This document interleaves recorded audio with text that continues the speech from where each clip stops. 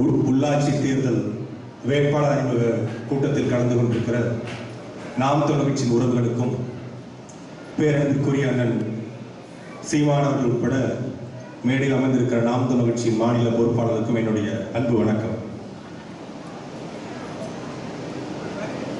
நாம் தமிழர் கட்சியினுடைய இந்த அரசியலை பார்த்து எதிர்த்தரப்பிலிருந்து வைக்கப்படுகிற வாதம் என்ன? இது ஒரு பழமைவாத அரசியல், பெருமை பேசுகிற அரசியல். தமிழர் என்பது பிற்போக்குவாதம், நான் தமிழன் என்று பேசுவது பழமைவாதம், இது வெட்டி பெருமை, இது வீண் பெருமை. எத்தனை நாளைக்கு நாங்கள் தமிழர் என்று சொல்லுவீங்க, ஏன் நான் தமிழர் என்று சொல்றீங்க என்று கேட்கப்படுகிறது. தமிழ் என்று சொல்வது, நாம் தமிழர் என்று சொல்வது, தமிழ் தேசியம் என்பது வெட்டி பெருமை, வீண் பெருமை, அது பிற்போக்குவாதம். அப்படின்னா காட்டுல ஒரு புலி இருந்திருக்கு.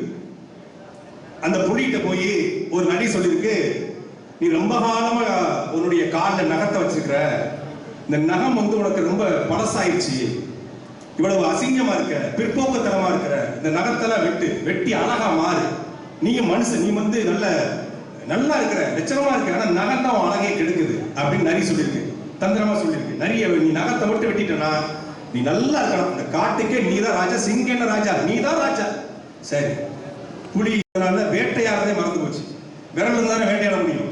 விரல் வேட்டையாட மறந்த புலி பசி எடுத்து சாப்பிடுறதுக்கு ஒண்ணும் இல்லை, வேட்டையாட முடியல. நரியான கொழுத்து வாழ்ந்துட்டு இருக்கு. இந்த காலகட்டத்தில் நரி நல்ல கொழுத்து வாழ்ந்துட்டு இருக்கு, நரி நல்ல வேட்டையாடிட்டு இருக்கு, நரி செழிப்பா இருக்கு, நரி காட்டுக்கு ராஜாவா மாறிட்டு இருக்கு. காட்டுக்கு ராஜாவாக இருந்த புலி கொஞ்சம் கொஞ்சமாக பிச்சைக்காரனாகி காட்டிலே பட்னியா கட்டு செத்து போகுது. இந்த காட்டுக்கு ராஜாவாக இருக்கக்கூடிய தமிழர்களை திராவிட நரிகள், நீ தமிழ் தேசியம் பேசாதே, நீ தமிழன் என்று சொல்லாதே, நீ தமிழன் இல்லை, நீ திராவிடன் என்று சொல்லி காட்டுக்கு ராஜாவாக இருக்கக்கூடிய புலிகளை நரிகளாக மாற்றியதுதான் இந்த திராவிட அரசியல். அதற்காகத்தான் நீ தமிழ்னு பேசக்கூடாது, தமிழ் தேசியம் பேசக்கூடாது, நீ திராவிடன் என்று பேசணும் சொல்லி இந்த திராவிட நரிகள் நம்மள சொல்லிட்டு இருக்கு. இந்த 100 வருஷத்துக்கு பிறகு திராவிடம் என்கிற தத்துவம், திராவிடம் என்கிற சிந்தனை, திராவிடம் என்கிற அரசியல் தோன்றி 100 வருஷம் கழிச்சு திராவிடம்னா என்னன்னு கேட்கிறோம்ல, அதுதான் தமிழ் தேசிய அரசியலுடைய வெற்றி. சில பேர் கேட்கிறான், சீமான்கிறாரு, கொஞ்சம் மரியாதையாவே பேசுவோம். சீமான் அப்படின்னு ஒருத்தர் கேட்கிறாரு. நான் தேவர் என்றும் நாடார் என்றும் பல்லர் என்றும் பறையர் என்றும் செட்டி என்றும் முதலி என்றும் கவுண்டர் என்றும் திரிந்து கொண்ட எங்களை போன்ற தமிழ் பிள்ளைகளை நாங்கள் தமிழ் என்று சொல்ல வைத்தவர் அண்ணன் சீமான். அஜித் பின்னாடியும், விஜய் பின்னாடியும், ரஜினிகாந்த் பின்னாடியும், கமலஹாசன் பின்னாடியும் சென்ற என்னை போன்ற இளைய பிள்ளைகளை தலைவர் பிரபாகரன் பின்னால் செல்ல வைத்தவர் எங்கள் அண்ணன் சீமான். சீமான் திராவிடத்தின் பின்னாலும், இந்திய தேசத்தின் பின்னாலும், காங்கிரஸ் பின்னாலும், பாஜக பின்னாலும் சென்ற இளைஞர்களை தமிழ் தேசத்தின் பக்கம் 30 லட்சம் தமிழ்நாட்டு மக்களை திருப்பியவர் அண்ணன் சீமான். சீமான் சந்தோஷ் என்ற பெயரை மகன் என்றும், சதீஷ் என்ற பெயரை துருவன் என்றும், தமிழில் பெயர் வைப்பது அவமானம் அல்ல, தமிழ் எங்கள் அடையாளம் என்று உணர வைத்தவர் எங்கள் சீமான். சீமான் துபாய் போன்ற அரபு தேசங்களில், வெளிநாடுகளில் ஒட்டகம் வைத்துக் கொண்டிருந்தவர்களை 30,000 40,000 ரூபாய்க்கு ஒட்டகம் வைக்க கூலியாக சென்றவர்களை விவசாயம் செய்து வைத்து அவர்களையும் லட்சக்கணக்கில் சம்பாதிக்க வைத்து விவசாயம் பார்ப்பது அது அவமானம் அல்ல, வருமானம் என்று உணர வைத்தவர் எங்கள் சீமான். சீமான் பீகார் வந்து புழைக்க வந்த ஒத்த விட்டு பாப்பா கேட்கிறார். தமிழ்நாட்டின் ஒட்டுமொத்த பிரதியா கூடிய அண்ணன் சீமானை சீமான் என்று எங்களுடைய தாயை மலையாளி என்று சொல்றாங்க. ஏன் மலையாளி சொல்றாங்க? சீமான் வைக்கப்படுற மலையாளி, செபஸ்டியன் சைமன், இந்த விமர்சனம் வைக்கப்படுது. ஏன்? தமிழ்நாட்டை தமிழர் ஆள வேண்டும் என்று சொல்லுகிற பொழுது யாரெல்லாம் தமிழர் இல்லையோ அவனுக்கு வலிக்கிறது, யாரெல்லாம் தமிழர் இல்லையோ அவனுக்கு வலிக்கிற போது அந்த தத்துவத்தை சொல்பவனையே தமிழர் சொல்லிட்டா அந்த தத்துவம் நுழைஞ்சிரும்ல, அதுக்காக சொல்லப்படுகிறது. அதனால மலையாளி அவர் சிவகங்கை பக்கத்துல 600 ரூபாய் கேட்டுட்டு அதை சொல்லிட்டு நீ வெளியே வந்துரு, அதுக்கப்புறம் பார்ப்போம். இங்க சொன்னவரு சிவகங்கை 600 ரூபாய் சொல்லு, எங்க ஆத்தா 12 ரூபாய் பத்திரமா தான் வச்சிருக்காங்க, களமடிக்கிற அறுவால பத்திரமா தான் வச்சிருக்காங்க. இந்த சொல்லை சொல்லிட்டு ஒருத்தர் நடமாட முடியாது. ஐயா வைரமுத்து அவர்களை பேசிவிட்டு தமிழ்நாட்டை நடமாட முடிகிறது. அண்ணன் சீமானை சொல்லிவிட்டு நடமாட முடிகிறது. அதுதான் நம்மளுடைய ஜனநாயகம். நம்ம நம்முடைய மாந்தநேயம். நாம மனுஷனா இருக்கோம். அதனால அவர்கள் எல்லாம் நாட்டில் நடமாடிட்டு இருக்காங்க. உள்ளாட்சி தேர்தலில் நாம் தமிழர் கட்சியுடைய வேட்பாளர்களை இந்த நாலாபுரத்திலேயே 3 வேட்பாளர்களை மிரட்டி திமுக வெளியேற வச்சிருக்காங்க. மிரட்டி வாபஸ் வாங்க வச்சிருக்காங்க. அப்ப எவ்வளவு பயம் இருக்கு பாருங்க. நாம் தமிழர் கட்சியுடைய ஒரே ஒரு கவுன்சிலர் திமுகவில் போய் நின்றார்.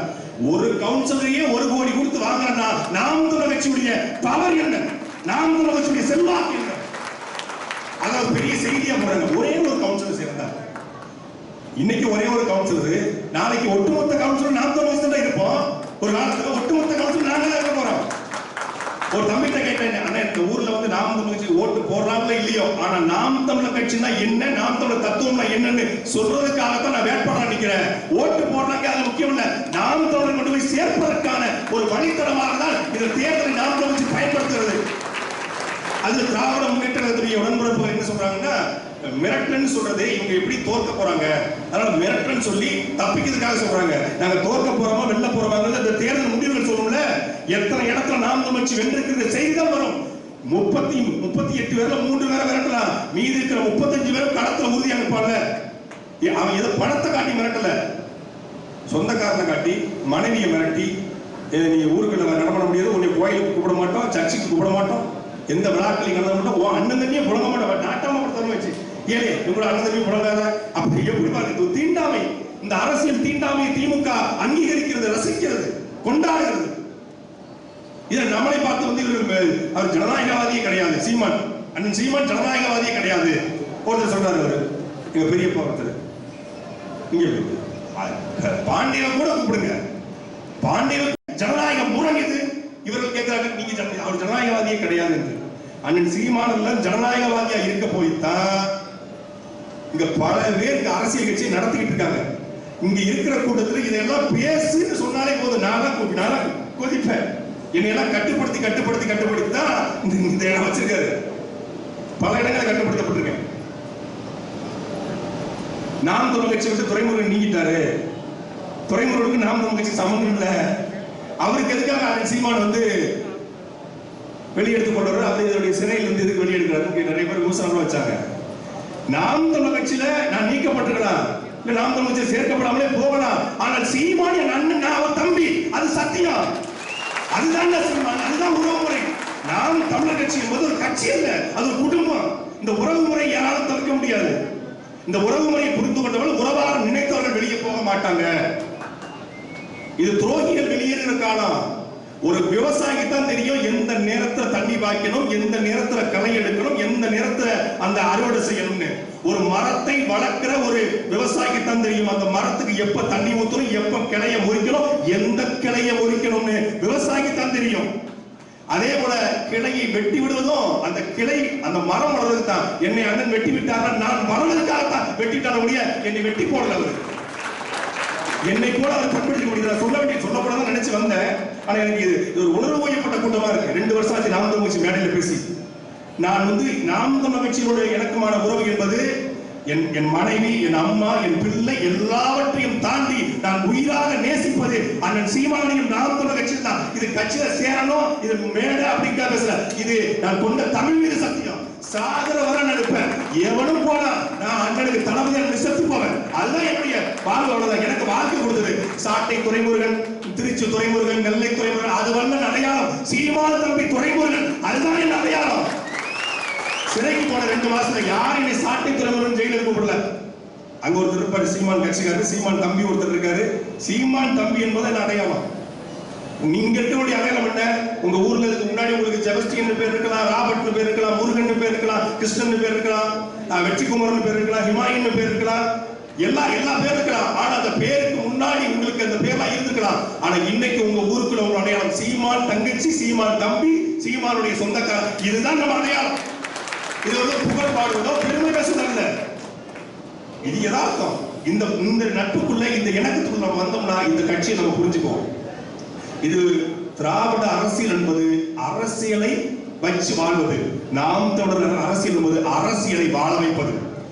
திராவிடம் என்பது அரசியல் வைத்து பிழைப்பதற்காக, நாம் தமிழர் அரசியல் என்பது அரசியலுக்கு உழைப்பதற்காக இன்னைக்கு கர்ம வீரர் கல்வி கண்டிருந்த ஐயா காமராஜருடைய பிறந்த நாள். தமிழ் தேசிய அவர் பேசி இருந்தது திராவிட தேசிய அரசியலாக இருக்கலாம், ஆனால் அவர் செஞ்ச அரசியல் தமிழ் தேசிய அரசியல் தான். அவர் குஜராத்ல கூட்டத்துக்கு போறப்ப விவசாயிகள் நிறைய கூடியிருக்காங்க. அவருக்கு ஹிந்தி தெரியாது, ஆனா அவர் தமிழ்ல பேசுறாரு. பேசி முடிச்ச அரை மணி நேரம் கழிச்சு எல்லா விவசாயிகளும் எந்திரிச்சு கைத்தட்டி முடிச்ச உடனே கேட்கிறாங்க, எல்லா கூட்டத்துல மக்கள்கிட்ட கேட்டிருக்காங்க, இனி உங்களுக்கு தான் காமராஜர் பேசுறதே புரியாது, நீங்க எப்படி கைத்தட்டுறீங்க? அவர் என்ன பேசுறாருன்னு தெரியாது, ஆனா எங்களுக்காகத்தான் பேசுறாருன்னு தெரியும் என்று அந்த கூட்டத்துல மக்கள் சொல்லிருக்காங்க. அந்த காமராஜர் தமிழ் பேசினார். அவர் செஞ்ச அரசியல் தமிழ் தேசிய அரசியல் தான். அவர் சொன்னார்ல, நான் சொன்னா போடுவான் ஓட்டு, ஆனா நான் நின்னா போட மாட்டான். ஏன் சொன்னாரு? நான் நின்னா என்னை தமிழ்நாடு பார்ப்பான், என்னை இந்தியாவில் ஏத்துக்கிட மாட்டான் என்று அவர் பேசிய அந்த அரசியல் தமிழ் தேசிய அரசியல் தான். அந்த தமிழ் தேசிய அரசியலுக்கான விதையை காமராஜர் போட்டு போனாரு. அது ஒரு சின்ன ட்ரெய்லர் மாதிரி தான். காமராஜரோட ஆட்சி நம்ம பெருமையா பேசுறோம்ல, அது வெறும் ட்ரெய்லர் தான். மெயின் பிக்சர் தான் நாம் தமிழர் கட்சியுடைய ஆட்சி. காமராஜர் ஆட்சியா இல்லை அவருடைய பேரன் சீமானுடைய ஆட்சியா என்பதை இனி போட்டியா இருக்கணும். கலைஞர் ஆட்சியை தாண்டி நம்ம கொடுப்போம், ஜெயலலிதா ஆட்சியை தாண்டி நம்ம கொடுப்போம். என்னைக்கு நம்ம பேசுறது இல்ல. கலைஞர் ஆட்சின்னு ஐயா ஸ்டாலினே பேசுறது இல்ல. கலைஞர் ஆட்சி கொடுக்கணும் என்னைக்குமே பேசலையே. ஆகாத வகையில கலைஞர் ஆட்சி கொடுக்கணும் பேசியிருக்காங்க, சொல்ல முடியாது. இப்ப ஸ்டாலின் கருணாநிதியை விட ஆபத்தானவர். ஆமா, கருணாநிதியை விட மிக மிக மிக ஆபத்தானவர் ஸ்டாலின். அதை அவங்களே ஒத்துக்கிறாங்க. இந்த 100 நாட்கள்ல 133 அறிக்கை விட்டுருக்காங்க. ஐயா அயோத்தாச பண்டிதருக்கு மண்டபம் கட்டுறாங்களா, வாவுசிக்கு மண்டபம் கட்டுறாங்களா. எல்லாரும் திமுக மீது விமர்சனம் வைப்பாங்க. என்ன? திமுக கனிம வளத்தை கொள்ளையடிச்சிருச்சு, திமுக ஆட்சி மொழி கொள்ளையடிச்சிருச்சு, திமுக 2G கொள்ளையடிச்சிருச்சு, திமுக விஞ்ஞான ரீதியை கொள்ளையடிச்சிருச்சு. இதுக்கெல்லாம் நீங்க பதறீங்க. திமுக எங்களுடைய செயல்பாட்டு வரைவையே கொள்ளையடிச்சிருச்சு. இது அன்னைக்கு கேஸ் கொடுக்கிறது. சென்னை ஐயா சைலேந்திர பாபு கிட்ட அண்ணன் கேஸே கொடுக்கலாம். எங்க செயல்பாட்டு வரைவை காணுங்க, எங்க நிலத்தை காணும், வடிவேல் நிலத்தை காணுங்க மாதிரி எங்க செயல்பாட்டு வரைவை காணும். செயல்பாட்டு வரைவை எடுத்துக்கிட்டு தான் இந்த பதவியா ஆகுது. பதவியா இந்த சக்கரை போட்டிருக்கீங்களா, இது இடிக்குமா அப்படின்னு கேட்டவர் இன்னைக்கு பனை மரம் நடுறாரா, பனை விதைகள் நடுறாரா. யாரால? அண்ணன் சீமானின் அரசியல், நாம் தொடர் அரசியல், நம்முடைய செயல்பாட்டு வரைவை அங்கே பேசிக் கொண்டிருக்கிறது. 50 விழுக்காடு பெண்களுக்கு நாம் தொடர்ச்சி கொடுத்த உடனே 40 விழுக்காடு பெண்களுக்கு இடஒதுக்கீடு. சரி, இடஒதுக்கீடு 40 விழுக்காடு உங்க கட்சி தேர்தல்ல நான் 50 விழுக்காடு கொடுப்பீங்களா, 40 விழுக்காடு கொடுப்பீங்களா, சட்டமன்றத்தில் கொடுப்பீங்களா, நாடாளுமன்றத்தில் கொடுப்பீங்களா? அது இருக்காது. நம்ம பண்ற அரசியல் காவலருக்கு ஒரு நாள் விடுமுறை அளிப்பேன், அவங்களுக்கு மன உளைச்சல் இருக்கு அப்படின்னு நம்ம செயல்பாட்டு வரல சொன்னோம். இன்னைக்கு ஐயா சைலேந்திர பாபு மூலமாக காவலருக்கு ஒரு நாள் விடுமுறை. நாம சொன்னதெல்லாம் செஞ்சுக்கிட்டு இருக்காங்க. என்ன அப்படி ஒரு கேம் விளையாடுறாங்களா? யாருமே அவங்களை குறை சொல்லிடக்கூடாது, பொத்தி வளர்த்து புள்ள மேகலை, அதனால வெக்க விட்டு போகல அப்படிங்கிற மாதிரி எந்த விமர்சனம் வந்தாம பொத்தி வளர்க்குறாங்க. எந்த தலைவனும் பொத்தி இருந்தா ஒரு நாள் அந்த பிம்பம் உடைவிடும். ஸ்டாலின் என்கிற பொய் பிம்பம் கொஞ்ச நாள் 6 மாசம் சுக்குச்சுக்காக உடைஞ்சு போகும். ஒரு மோசமான ஆட்சி நடந்து கொண்டிருக்கிறது. இந்த ராதாபுரம் தொகுதிகள்ல திமுக ஒருவேளை வெற்றி பெற்றா, கவுன்சிலர் எலெக்ஷன்ல வெற்றி பெற்றா என்ன நடக்கும்? 18 கல்குவாரி 33 கல்குவாரியா மாறும். ஏற்கனவே 18 கல்குவாரி இருக்கு ராதாபுரத்தில். திமுக 18 கல்குவாரி. ஒருவேளை நாம் தமிழ் வெற்றி பெற்றால் அந்த 18 கல்குவாரியும் இழுத்து மூடப்படும். திமுக வெற்றி பெற்றால் அங்க கன்னியாகுமரியில கனிம வள கொள்ளைகள் இன்னும் அதிகமா நடக்கும். நாம் தமிழர் வெற்றி பெற்றால் அந்த கனிம வளங்கள் பாதுகாக்கப்படும். கனிம வள கொள்ளை நடக்கிறது, ஆட்சி வள கொள்ளை நடக்கிறது. தமிழ்நாடு முழுக்க கஞ்சா வியாபாரம் அதிகரித்திருக்கிறது. தினம் குற்றம். போன வாரம் சென்னையில சுவேதா என்ற பெண் வெட்டி கொலை செய்யப்பட்டிருக்கிறார். இங்க ஒரு பெண் பாலியல் வன்முறை கொண்டு திமுக ஒன்றிய செயலாளரை கூப்பிட்டு பாலியல் வன்முறைக்கு ஆளாகப்பட்டிருக்கா. அதுக்கு அமைச்சர் மனோ தங்கராஜ் உடந்தையா இருக்காரு. கண்டிக்க வக்கில்ல. அங்க பண்ருட்டில கோவிந்தராஜ் என்கிற ஒரு ஊழியரை கடலூர் எம்பி கொலை செஞ்சிருக்காரு. நாடு முழுக்க சட்டம் ஒழுங்கு சந்திச்சிருக்குது. இதை பத்தி பேசுவதற்கோ, இதை பத்தி எழுதுவதற்கோ, இதை பத்தி விவாதம் செய்வதற்கோ ஒரு ஊடகத்துக்கும் துப்புள்ள, ஒரு வலைவலிக்கும் வக்கில்ல. அவன் முழுக்க சர்வாதிகாரம். என்ன? திமுக வழக்கு போட்டு என்ன பணத்தை கொடுத்து விலைக்கு வாங்கிடும். அதை மீறி இன்றைக்கு ஊடகங்களிலும் சரி, சமூக வலையிலும் சரி, திமுகவை கேள்வி கேட்கிற, நீ வழக்கு போட்டால் வழக்கு இல்லை என்றால் விடியாது கிழக்கு என்று எழுந்திருக்கிற ஒரே கட்சி நாம் தமிழ் மட்டும்தான். நான் சிறையிலிருந்து வெளியே வந்தோன்னு சீமான் நினைச்சாரு. என்ன தெரியுமா சொன்னாரு? வெளியே வந்த சொன்னது வச்சு செய், அவ்வளவுதான். ஒரே வார்த்தை. நீங்க போய் ஓய்வெடு, கொடைக்கானலுக்கு போ, மனைவி பிள்ளைகளை பார்த்துக்கோ, அதெல்லாம் சொல்லல. இன்னும் உங்க ஆளு ரொம்ப பேசுறாரு, வச்சு செய்யுங்க, உற்சாகப்படுத்துறாரு. சுவன் துவண்டு விடக்கூடாது என்று. ஒரு கட்சியில இல்லாத ஒருத்தன் கைதாகி உள்ள போயிட்டவனே என் குடும்பத்தாருக்கு பக்கபலமாக அண்ணன் சீமான் நின்றார். அவரை போய் ஜனநாயகவாதி இல்லைன்றான். எந்த நேரத்துல பிள்ளையை கிள்ளணும், எந்த நேரத்துல தொட்டில ஆட்டணும்னு நினைக்கிறவன் தான் உண்மையான தாயா இருக்க முடியும். ஒரு தொண்டனுக்கும் ஒரு தளபதிக்கு பிரச்சனை என்றால் அவன் அந்த பிரச்சனைக்கு தீர்த்து வைப்பதும் அவனை நெறிப்படுத்தும் தான் உண்மையான தலைவனாக இருக்க முடியும். பண்படுத்தும் போது பண்படுத்துவதும், அன்புபடுத்தும் போது அன்புபடுத்துவதும், கட்டுப்படுத்தும் போது கட்டுப்படுத்துவதும் தான் உண்மையான தலைவன். அண்ணன் சீமான் பல பேருக்கு சர்வாதிகாரியா தெரிகிறாரு. ஆனால் என்னை பொறுத்தவரை அண்ணன் சீமானை போல ஜனநாயகவாதி தமிழ்நாட்டிலே கிடையாது. மிகச்சிறந்த ஜனநாயகவாதி. பல்வேறு விமர்சன குப்பைகளை கொண்டு போய் கொட்டுறான் அண்ணன் நாம் தமிழர் கட்சி மீது. 1000 குப்பைகள், ஒண்ணுக்கு கூட அவனால அதை நிரூபிக்க முடியாத விமர்சனங்களை நாம் தமிழர் கட்சி மீது போட்டு ஆதரிச்சிட்டாரு. இதை விட ஒரு பொலிட்டிக்கல் ஸ்டேட்மெண்ட் ஒரு தலைவரால சொல்ல முடியுமா? சமூக குப்பை. இதை விட பொலிட்டிக்கல் ஸ்டேட்மெண்ட் அதை அப்படியே கட் பண்ணி தூக்கிட்டு ராகவன் ஆதரிச்சிட்டாரு. 2012 பிஜேபிக்கு போயிட்டு தமிழ்ச்செல்வன் மும்பையில் ஆதரிச்சாரு. அதே தமிழ்ச்செல்வனை வச்சு சமூக நீதி மாநாடு நடத்துறது திராவிட கழகம். அதே மேடையில அக்கா அருள்மொழி இருக்காங்க, அண்ணன் திருமாவளவன் இருக்காரு, ஐயா வீரமணி இருக்காரு. அதை பத்தி பேசுறதுக்கு வக்கு இல்ல. அவ முழுக்க பொய்யான அவதூறுகளை பரப்பி நாம் தொடர் வீழ்த்தி விடலாம், அண்ணன் சீமானை வீழ்த்தி விடலாம் என்று நினைக்கிறாங்க. இப்பதான் நாம விழிப்போடு இருக்கணும். இப்பதான் நம்ம மேல ஏறி அடிக்கணும். ஒவ்வொரு நாமதும் வழக்கு போட்டாங்க. என் மீது வழக்கு என்ன? எல்லாரையும் மிரட்டுறதுக்காக தான். நாம் தமிழ்ச்சி ஆதரிக்கிற, சீமானை ஆதரிக்கிற ஒவ்வொருத்தரையும் மிரட்டணும் என்பதற்காக. நீ மிரட்டி உருட்ட நாங்க என்ன பண்ணி குட்டி நடிச்சா? புலி குட்டியா? நாங்க புலி குட்டி நினைச்சிட்டேன். உள்ளதையும் போட பயந்து ஓடி வாங்கிட்டு உள்ள தூக்கி போட முடிவு பண்ண. முழுமையான 24 மணி நேரம் அரசியல், முழுமையான அரசியல்வாதியா மாறணும், முழுமையான அரசியலும் சாகர வரைக்கும் இந்த அரசியல் செய்ய ஒருபோதும் பின்வாங்கி கூடாது நினைச்சேன். அண்ணன் சீமான் சொன்னாரு, சிறை பண்படுத்தும் உண்மையிலே பண்படுத்தி செய்யும். அவ்வளவு புத்தகங்கள் படிக்கிறதுக்கு, நம்மளை புரிஞ்சுக்கிறதுக்கு, யார் நமக்கு துணையா இருப்பா, யார் துரோகியா மாறுவான் அப்படிங்கிறத புரிந்து கொள்வதற்கு ஒரு சிறை ஒரு பெரிய பாடமாக இருந்தது. அதனால எல்லாரும் சிறைக்கு போகணும்னு சொல்லல, சிறையை பத்தி கவலைப்படாம வேலை செய்யுங்க. இந்த காலகட்டம் நமக்கான காலகட்டம். 100 ஆண்டுகள் கழித்து திராவிடம்னா என்னன்னு அவன் பதில் சொல்லிட்டு இருக்கான். நாம கேள்வி கேட்கல, அவங்க பதில் சொல்றாங்க.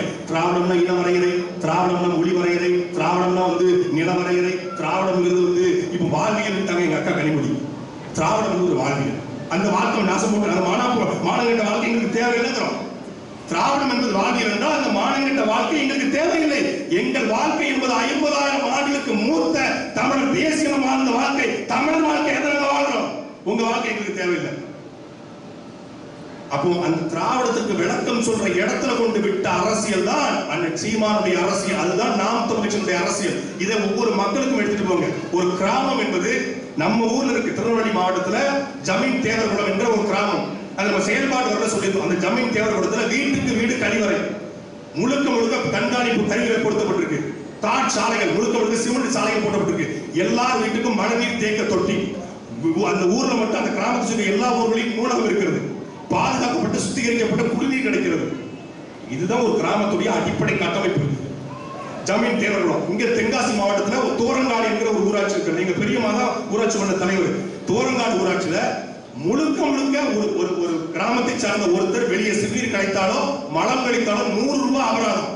முழுக்க கண்காணிப்பு கருவிகள். அது போன்ற கிராமங்களை, ஜமீன் தேவர்குளம் போன்ற, தோரங்காடு போன்ற கிராமங்களை நாங்கள் உருவாக்குவோம் என்று ஒவ்வொரு ஊர்லயும் பேசுங்க. கண்காணிப்பு கருவிகளை முழுக்கப்படுத்துவோம், நூலகங்களை உருவாக்குவோம், சாலைகளை போட்டு கொடுப்போம். தண்ணீர் ஒரு கிராமத்துக்கான அடிப்படை தேவை. கழிவறை, தண்ணீர், சாலை, நூலகம், கண்காணிப்பு கருவி, குற்றத்தை தடுக்க இதை நாங்கள் உருவாக்குவோம் என்று பேசுங்க. இதுவரைக்கும் இருந்தவர்கள் உருவாக்கி இருக்காங்களா என்று கேளுங்க. 50 ஆண்டு காலத்தில் மாறி கவுன்சிலராக மாறி ஊராட்சி மன்ற தலைவராக திமுக அதிமுக ஜெயிச்சிருக்கு. ஆனா இன்னைக்கு நம்ம அக்கா தங்கச்சி இரவு வழியில போன சாலை ஓரங்கள்ல மலம் கழிக்கிறாங்க. மலம் கழிக்க ஒரு கழிவறை இல்ல. அதை கெட்டு கொடுக்க வக்கு இல்ல. மீண்டும் இவங்க வந்தா செய்வாங்களா? வெளிப்படையா பேசினா ஒரு ஊராட்சி மன்ற தலைவருக்கு 2000 ரூபாய் சம்பளம். வெறும் 2000 சம்பளம். 2000 சம்பளத்துக்காகத்தான் இந்த ஊராட்சி மன்ற தலைவர் வெற்றி பண்ணாங்களா? 20 இருந்து 25 லட்சம் ரூபாய் ஒரு ஊராட்சி மன்ற தலைவர் செலவு செய்யறாரு. அப்படின்னா எப்படி பணத்தை எடுப்பாருன்னா 100 நாள் வேலை திட்டம். 50 கார்டு போடணுமா 10 கார்டு எக்ஸ்ட்ரா போடுறது. பொண்டாட்டி பேர்ல, சித்தி பேர்ல, பெரியத்தா பேர்ல 10 கார்டு எக்ஸ்ட்ரா போட்டுக்கிறது. ஒரு நாளைக்கு 225 ரூபாய். அப்படின்னா ஒரு நாளைக்கு 2750 ரூபாய் ஒரு ஊராட்சி மன்ற தலைவர் இந்த 100 நாள் வேலை திட்டத்தில் மட்டும் கொள்ளடிக்கிறார். அப்புறம் அந்த பிரதான் மந்திரி ஆசான் போஜனான்னு ஒரு திட்டம். 2,80,000 வீடு கட்டி கொடுக்க, அதுல 50,000 கமிஷன் வாங்கிட்டு தான் வீடு கட்டி கொடுக்கப்படுகிறது. அப்புறம் நூலகம் அமைப்புல, சாலை அமைப்புல எல்லாத்தையும் ஊழல். ஒரு ஊராட்சி மன்ற தலைவருக்கு ஒரு மாசத்துக்கு 2 லட்சம் ரூபாய் மத்திய அரசு நிதி ஒதுக்குகிறது. 2 லட்சம், பெரிய கிராமம் தான் 5 லட்சம். 2 லட்சம் ரூபாய் ஒரு மாசம் கிடைச்சா ஒரு ஊரை, ஒரு கிராமத்தை சொர்க்கமாக மாற்ற முடியும். 20 லட்சம் ரூபாய் ஆண்டுக்கு, ஒட்டுமொத்தமான 1 கோடி ரூபாய் 5 வருஷத்துக்கு ஒதுக்கப்படுது. பெரிய கிராமம் தான் 2.5 கோடி ரூபாய் ஒதுக்கப்படுது. இதை பேசுங்க மக்கள்கிட்ட. 1 கோடி ரூபாய் செலவு செய்யப்பட்டிருக்கா கடந்த ஆட்சிகள்ல? 2.5 கோடி ரூபாய் செலவு செய்யப்பட்டிருக்கா? 100 நாள் வேலைக்கு ஒழுங்காக பணம் வருதா? எக்ஸ்ட்ரா கார்டு போட்டுருக்காங்க. இந்த கேள்வி மக்கள்கிட்ட எழுப்புங்க. 100 நாள் வேலை திட்டம் என்பது ஒரு சோம்பேறியை உருவாக்கி இருக்கிறது. 10 மணிக்கு வந்துட்டு 5 மணிக்கு போகணும். எவனும் 10 மணிக்கு வரதும் இல்ல, 5 மணிக்கு போறதும் இல்ல. 100 நாள் வேலை திட்டம் தோண்டப்பட்ட கிணறுகள் எத்தனை, தோண்டப்பட்ட குளங்கள் எத்தனை, சரி செய்யப்பட்ட ஏரிகள் எத்தனை, தூர்வாரப்பட்டது, சரி செய்யப்பட்ட சாலைகள் எத்தனை, கட்டப்பட்ட கழிவுகள் எத்தனை? கேள்விகளுக்கு மக்கள்கிட்ட. இந்த கேள்வி எழுப்புறாலே வாக்கு தன்னால நமக்கு வந்துவிடும். ஒரு கிராமத்தை எப்படி கட்டமைப்போம் என்பதற்கான அடிப்படை கட்டமைப்பு நம்மளுடைய செயல்பாட்டில் உள்ள ஜமீன் தேர்தல்படுத்தப்பட்டிருக்கிறது. அதை படிச்சுட்டு மக்கள்கிட்ட போய் நடத்துங்க. வாக்கு தன்னால நமக்கு விடும். ராதாபுரத்தில் ஒவ்வொரு வார்டிலும் நாம் தமிழ் கட்சி வெற்றி பெற்றிருக்கிற செய்தியோடு மீண்டும் உங்களை சந்திப்போம். நன்றி, வணக்கம். நாம் தமிழ்.